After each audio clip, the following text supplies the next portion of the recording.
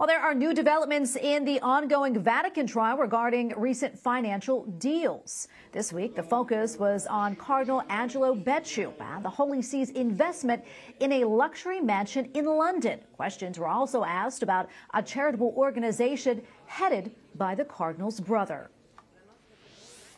Joining us now is Colm Flynn, EWTN News Nightly Correspondent. Colm, good to see you. Can you tell us more about these latest hearings?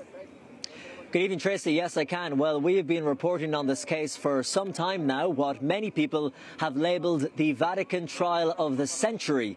Cardinal Angelo Becciu, once a high-ranking Vatican official, now standing trial in the Vatican for embezzlement and fraud.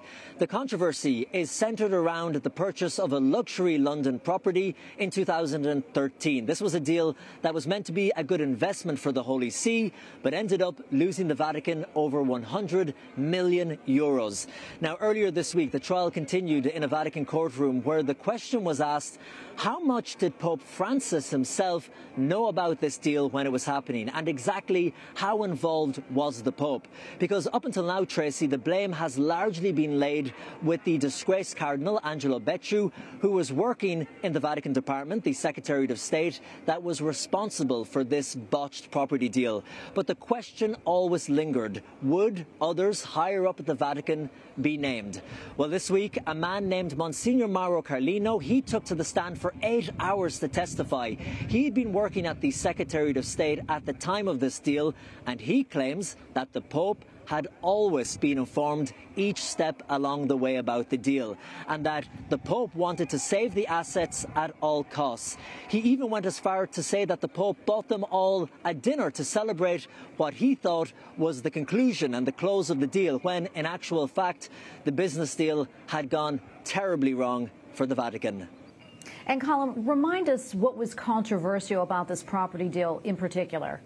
It's extremely complicated, Tracy, but when the Vatican decided to invest in this luxurious London property, that was back in 2013, which was going to be converted into apartment blocks, they did it through an Italian businessman named Raffaele Minconi.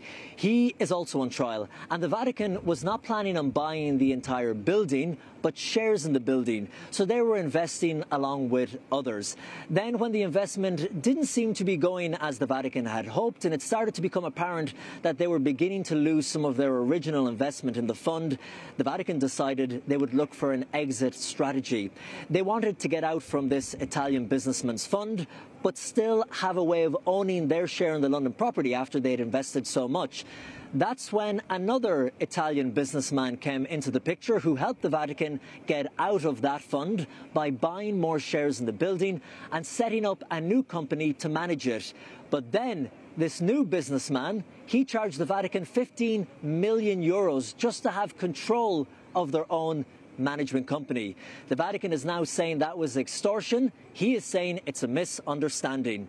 Now, this was going on for years when eventually in 2018 a red flag was waved when Cardinal Pietro Parolin, who is the head of the Secretariat of State, he wrote to the Vatican Bank requesting a loan of a further 150 million euro to finalise the investment.